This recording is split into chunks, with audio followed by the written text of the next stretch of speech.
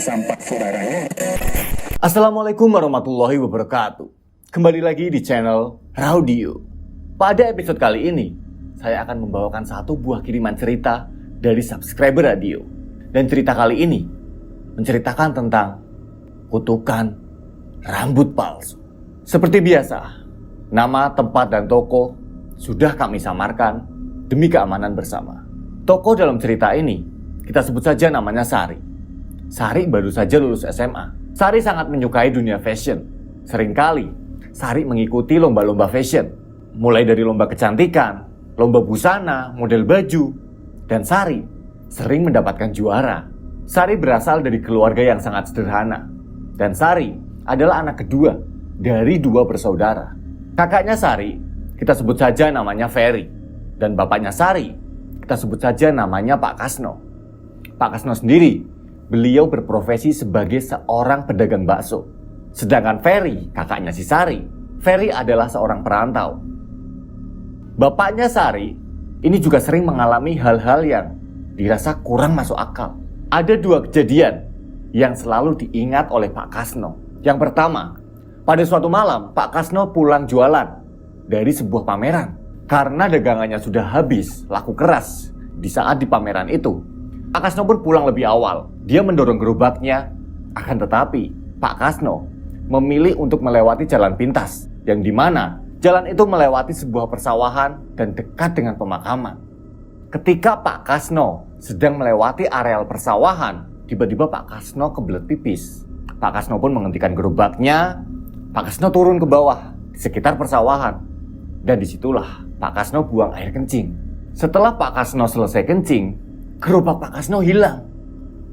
Loh, gerobakku ning ndi yo? Gerobakku di mana yo? Karena jelas-jelas tadi Pak Kasno menaruh gerobaknya di situ. Dan dipastikan tidak mungkin juga ada orang yang lewat selain Pak Kasno. Lalu di mana gerobak Pak Kasno?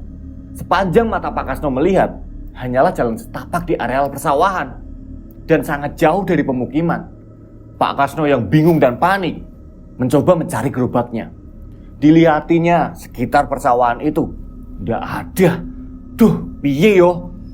Pak Kasno balik lagi ke arah yang satunya. Akan tetapi sama, gerobaknya tak kunjung ditemukan. Hampir 1 jam Pak Kasno muter-muter nyari gerobaknya kesana kemari, tapi tetap saja gerobaknya tak kunjung ditemukan. Karena Pak Kasno sudah merasa lelah, sudah seharian berdagang, akhirnya Pak Kasno pun memilih untuk pulang. Ketika Pak Kasno sudah putus asa dan memilih untuk segera pulang ke rumah, di tengah jalan, tiba-tiba pipi Pak Kasno ada yang menampar.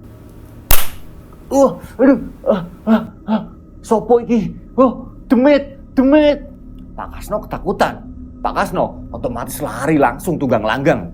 Pak Kasno pulang ke rumah. Sesampainya di rumah, Pak Kasno yang ketakutan langsung menggedor-gedor pintu rumah. Assalamualaikum. Waalaikumsalam. Kenapa sih Pak? Kok Bapak kayak orang ketakutan gitu? Iya Nduk. Wah, serem Nduk, serem. Serem kenapa Pak? Loh, Bapak gerobaknya di mana Pak? Nah itu masalahnya Nduk. Bapak tadi kan habis kencing. Ketika Bapak sudah naik ke jalan, gerobaknya Bapak hilang. Pak, yang bener Pak. Iyo, mosok sih Bapak ngada-ngada, mosok gerobaknya tak jual. Enggak mungkin lah. Bapak udah nyari kesana kemari, gerobaknya Bapak nggak ketemu. Bapak udah capek nyari muter-muter, akhirnya Bapak pulang. Nah saat Bapak mau pulang, baru jalan dari tempat itu, tiba-tiba ada yang nampar pipi Bapak Nduk. Kok bisa aneh yo Pak? Ya nggak tahu lah. Cepet-cepet tutup. Masuk. Pada keesokan harinya, Pak Kasno kaget karena tiba-tiba ada seseorang yang mendatangi rumah Pak Kasno. Assalamualaikum, Pak Kasno. Waalaikumsalam. Pak Kundori, kita sebut saja. Orang yang datang itu adalah Pak Kundori, yang dimana rumah beliau tak jauh dari areal pemakaman. Pak Kundori, ada apa ya Pak? Loh sampean iku piye lo Pak Kasno? Itu gerobakmu lo, malah ditinggal di dalam makam. Hah? Di dalam makam? Sing bener Pak Dori? Iya, tadi pagi aku buka pintu rumah mau keluar, langsung lihat gerobakmu lo Pak Kasno. Yang bener Pak Dori. Ngapain sih aku bohong, bila-bilain ke rumahmu buat ngasih tahu ini kok. Yo wis, aku tak pamit. Assalamualaikum. Waalaikumsalam. Hati-hati Pak Dori. Pak Kasno kebingungan. Pagi-pagi buta sudah mengabari kalau gerobaknya Pak Kasno ada di tengah pemakaman, tepatnya di sekitar tempat kerande. Pak Kasno segera bergegas menuju ke tempat pemakaman yang sebelumnya tadi Pak Dori sudah mengabari. Ketika sesampainya di sana, Pak Kasno pun bingung. Sudah banyak beberapa warga yang di sana. No Kasno, iki lho no, kowe dodolan ning endi? Kasno, ada beberapa warga yang langsung memanggil Pak Kasno. Kasno, kamu itu gimana? Gerobak kok ditaruh di tengah makam? Apa jangan-jangan semalam kamu jualan di makam? Pak Kasno antara kesal dan juga bingung tidak menjawab pertanyaan dari para warga. Permisi. Akhirnya Pak Kasno pun segera mengambil gerobaknya tersebut dengan dibantu oleh beberapa warga, termasuk dibantu oleh Pak Gundori yang tadi. Setelah gerobaknya diambil dan dibawa pulang, Pak Kasno pun berpikir, apa jangan-jangan gara-gara semalam aku kencing sembarangan yo memang salahku sih. Ya wis lah, semoga ini jadi pengingat buat aku biar nggak kencing sembarangan. Nah, pikir Pak Kasno dalam hati.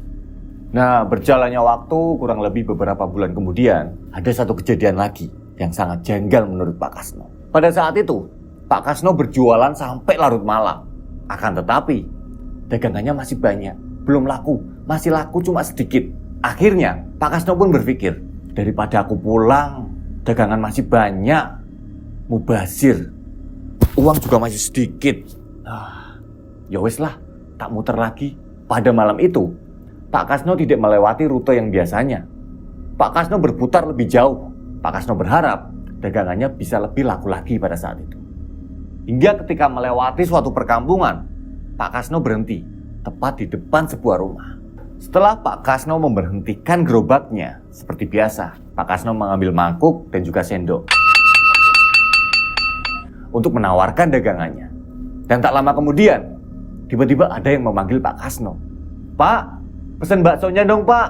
Nah, ternyata yang pesen adalah satu keluarga. Sedang berkumpul di teras rumah. Satu keluarga besar. Pak Kasno pun langsung menghampiri ke rumah orang tersebut. Iya Pak, mau pesen bakso ya Pak? Iya Pak, tolong buatin 10 mangkok ya Pak. Pak Kasno senang. Dari tadi muter-muter masih laku sedikit, giliran milih jalan yang beda. Akhirnya bakso Pak Kasno laku lagi. Dan gak tanggung-tanggung, langsung 10 mangkok. Pak Kasno senang. Bergegas, Pak Kasno langsung menyiapkan bakso itu. Nah, setelah semuanya sudah selesai, Pak Kasno pun mengantarkan ke rumah orang tersebut. Ini Pak, baksonya 10 ya Pak. Ini monggo sambelnya. Maaf Pak, tak tungguin di dekat gerobak. Kalau sudah nanti bisa panggil saya ya Pak. Pak Kasno pun menunggu di samping gerobaknya. Pak Kasno menunggu sangat lama sekali. Pak Kasno pun kesal. Karena Pak Kasno sudah ngantuk, sudah capek. Dan juga banyak nyamuk di tempat itu. Piye sih? Lama banget loh. Makan apa ngobrol sih? Lama banget. Pak Kasno menggerutu. Setelah Pak Kasno menggerutu di dalam hatinya, anehnya, tiba-tiba pemilik rumah itu datang menghampiri Pak Kasno. Ini Pak uangnya. Oh iya Pak, terima kasih Pak, terima kasih. Pak Kasno pun bergegas mengambil mangkuk-mangkuk baksonya. Karena mungkin sudah terlampau malam, ketika sampai di rumah, tak ada yang membukakan pintu. Sungguh malam yang apes bagi Pak Kasno. Sudah capek, sudah ngantuk, dagangan gak habis. Ditambah, setelah pulang sampai ke rumah, tak ada yang membukakan pintu rumahnya. Akhirnya, karena mungkin sudah lelah, akhirnya Pak Kasno memilih untuk tidur di depan teras rumahnya. Pada pagi harinya, tiba-tiba Pak Kasno dikagetkan dengan banyaknya warga yang membangunkan Pak Kasno. Pak, bangun Pak. Loh, saya di mana ini? Loh, kok banyak orang? Ternyata Pak Kasno tidak tidur di teras rumahnya, melainkan Pak Kasno ternyata tertidur di sebuah rumah yang sudah lama tidak dihuni. Rumah itu adalah rumah kosong yang sudah sangat lama sekali ditinggal oleh penghuninya. Saat itu Pak Kasno yang kebingungan akhirnya tanya kepada para warga, saya di mana yuk Pak? Saya di mana? Loh Pak, Bapak itu orang mana? Kok bisa-bisanya loh tidur di sini? Ini tuh rumah kosong Pak. Udah lama ditinggal sama yang punya. Pak Kasno pun mencoba menceritakan apa yang dialami Pak Kasno pada malam harinya. Enggak Pak, tadi malam itu saya lewat ke sini. Saya baru pernah coba lewat area sini. Ketika saya baru berhenti, tiba-tiba ada yang manggil Pak. Nah, ada yang manggil pesen bakso 10 mangkok. Yo ini. Yang pesen itu keluarga di rumah ini, Pak. Pak jangan ngawur loh, Pak. Rumah ini sudah lama kosong. Pak Kasno pun semakin kaget. Karena Pak Kasno tidak mau berlarut-larut berada di rumah itu. Pak Kasno pun akhirnya memutuskan untuk tidak mempedulikan itu. Buru-buru Pak Kasno berterima kasih kepada para warga yang telah membangunkannya. Dan tak lama, Pak Kasno pun bergegas menuju ke rumah. Sesampainya di rumah, Pak Kasno menceritakan kepada keluarganya. Assalamualaikum, Bu, Sari, istri Pak Kasno dan Sari anaknya Pak Kasno. Seketika kaget. Pak, Bapak itu dari mana loh Pak? Semalaman Bapak tidak pulang. Bapak loh Pak, bikin Ibu sama Sari khawatir. Istri Pak Kasno dan anaknya Pak Kasno juga heran. Akan tetapi Pak Kasno mencoba menceritakan apa yang sebenarnya terjadi terhadap Pak Kasno. Sari dan ibunya awalnya tak percaya. Tapi setelah Pak Kasno meyakinkan, akhirnya Sari dan ibunya pun mempercayai Pak Kasno. Pada sore harinya, ketika Pak Kasno terbangun, Pak Kasno merasakan demam yang sangat luar biasa. Badannya menggigil panas dingin. Dan seluruh sendi-sendi badannya terasa sangat menyakitkan. Sari, sini Ri, pijitin Bapak Ri, tolong pijitin Bapak. Sari dan ibunya pun segera bergegas masuk ke dalam kamar. Loh, Bapak kenapa Pak? Gak tahu, badan Bapak sakit semua, nyeri semua, dan badan Bapak panas dingin gak karuan. Sari seketika langsung bergegas ke warung untuk membelikan obat buat bapaknya. Akan tetapi 3 jam kemudian, setelah Pak Kasno meminum obat, tak ada hasil. Pak Kasno masih merasakan kesakitan yang luar biasa. Sari memutuskan untuk membawa bapaknya ke rumah sakit. 3 hari sudah Pak Kasno pun dirawat di rumah sakit. Dan setelah kondisi Pak Kasno membaik, akhirnya Pak Kasno pun dibawa pulang. Semenjak kejadian itu, Sari pun tambah kepikiran. Kasihan bapak yo, harus jualan, keliling, capek. Ditambah kadang bapak sering mengalami hal-hal yang aneh. Sari punya pemikiran. Sari punya sebuah cita-cita untuk bisa sukses dunia fashion. Sari berpikir hingga akhirnya Sari pun bertemu dengan salah satu sahabatnya. Sari pun akhirnya ingat jika nanti tak lama akan diadakan sebuah lomba fashion. Sari berpikir untuk mengikuti lomba tersebut. Dan Sari pun bertekad jika Sari menang dalam perlombaan tersebut, Sari akan memakai uang dari hadiah lomba tersebut untuk membukakan lapak bakso buat bapaknya. Setelah Sari berpikir, Sari pun meminta bantuan kepada teman-temannya untuk mencarikan info tentang perlombaan fashion tersebut. Setelah Sari mendapatkan semua info tentang perlombaan itu, Sari pun meminta restu kepada kedua orang tuanya. Dan Sari menggunakan uang tabungannya untuk persiapan lomba tersebut. Sari pun pergi ke salon untuk facial dan juga menyambung rambut Sari. Dan Sari terlihat sangat cantik mempesona.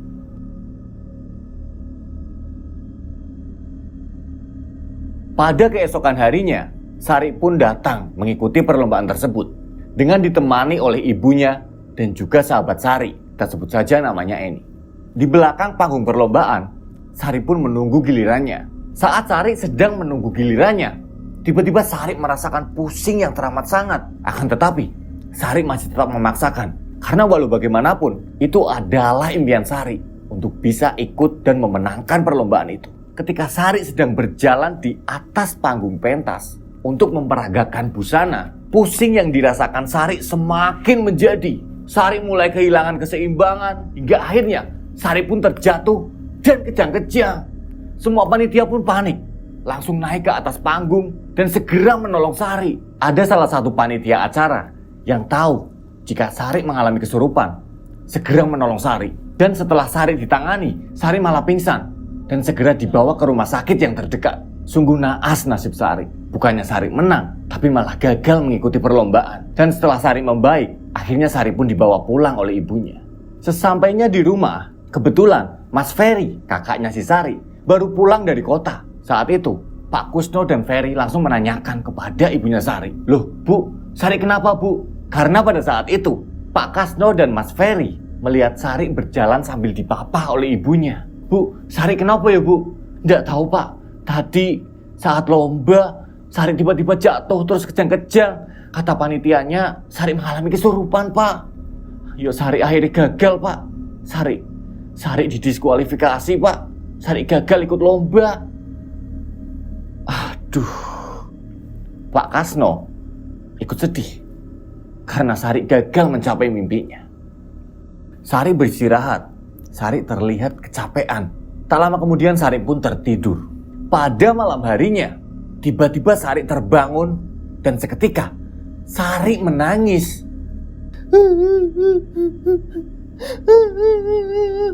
Pak Kasno dan ibunya Sari, mereka berdua pun akhirnya terbangun ketika mendengar suara tangisan si Sari. Bu, Sari nangis bu. Spontan, Pak Kasno dan istrinya langsung bergegas turun dan masuk ke dalam kamar Sari. Dan ketika Pak Kasno dan istrinya masuk ke dalam kamar Sari, Sari malah langsung berontak. Sari berontak, dia turun dari ranjang dan menepis kedua orang tuanya. Buah! Pak Kasno dan istrinya pun sampai terpental. Sari berlari ke kamar depan, di mana kamar itu adalah kamar Mas Ferry, kakaknya si Sari. Sari mendobrak kamar Mas Ferry. Buah!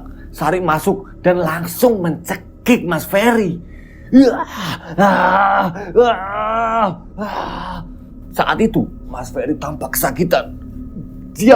Mas Ferry berusaha untuk teriak minta tolong, akan tetapi Mas Ferry tak bisa berkata-kata lagi karena leher Mas Ferry benar-benar dicengkeram dengan erat oleh si Sari. Pak Kasno dan istrinya langsung menuju ke kamar Ferry, mencoba untuk melepaskan cekikan tangannya Sari. Akan tetapi lagi-lagi Pak Kasno dan istrinya dipentalkan oleh Sari. Setelah Pak Kasno dan ibunya Sari terpental, mereka pun langsung berteriak meminta pertolongan kepada warga. Tolong! Dan tak lama kemudian, para tetangga yang mendengar teriakan Pak Kasno segera datang menghampiri Pak Kasno. Saat para tetangga datang dan segera masuk ke dalam rumah Pak Kasno, para tetangga pun ikut membantu untuk melepaskan cengkeraman tangan Sari. Dan Sari pun akhirnya berhasil dilepaskan dari tubuh Mas Ferry. Setelah Sari berhasil dihentikan, akhirnya Sari pun diikat. Tak lama kemudian, salah satu tetangga Pak Kasno ada yang berinisiatif memanggilkan Pak Ustadz.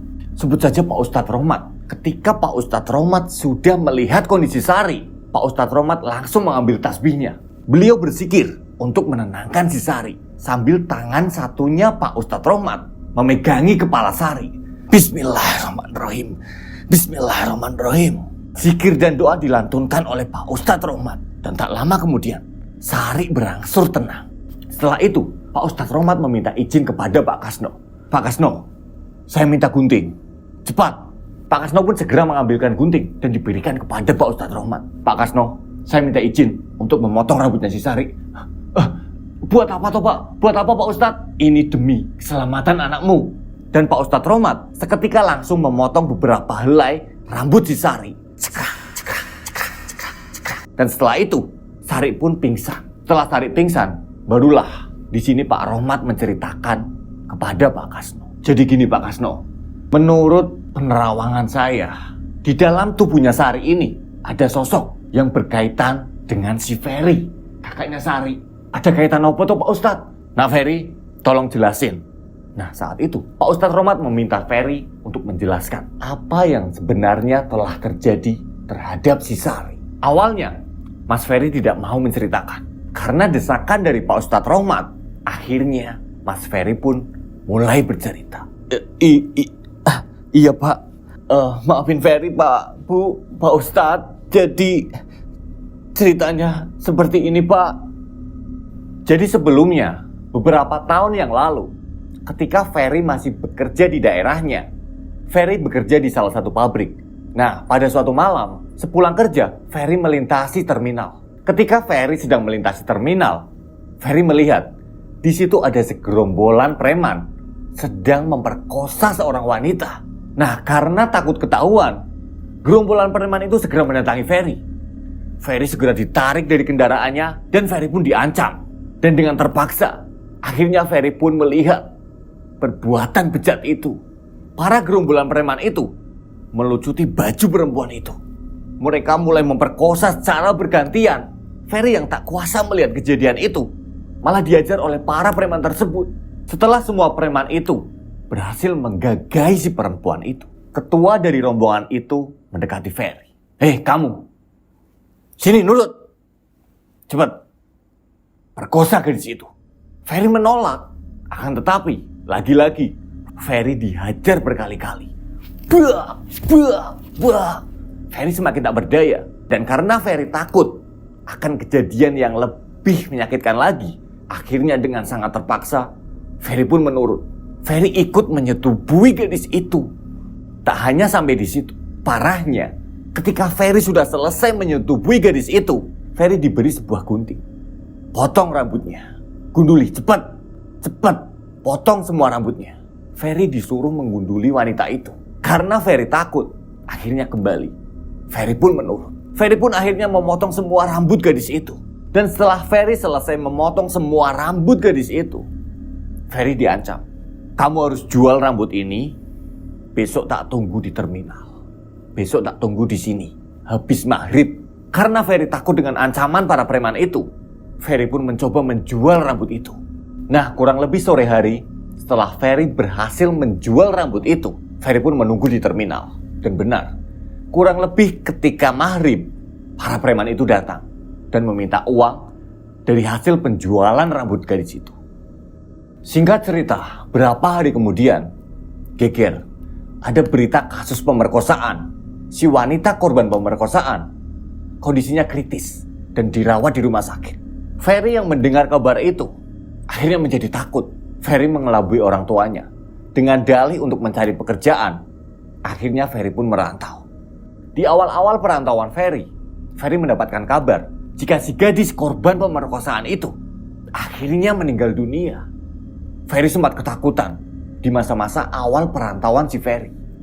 Singkat cerita, berjalannya waktu, Ferry pun mendengar kabar jika para preman pelaku pemerkosaan itu sudah berhasil ditangkap oleh pihak yang berwajib. Ferry pun tenang.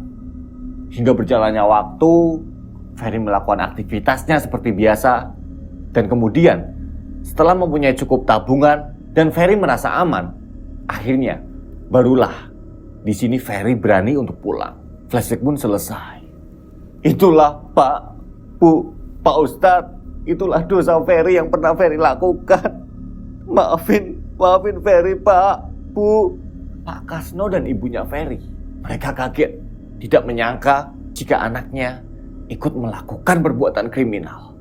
Dan akhirnya Ferry pun mengaku kepada pihak yang berwajib. Ferry pun menjalani proses hukum dan akhirnya Ferry pun ditahan dan cerita pun selesai. Akhirnya saya Lutfi pamit undur diri. Sampai jumpa lagi di Raudio.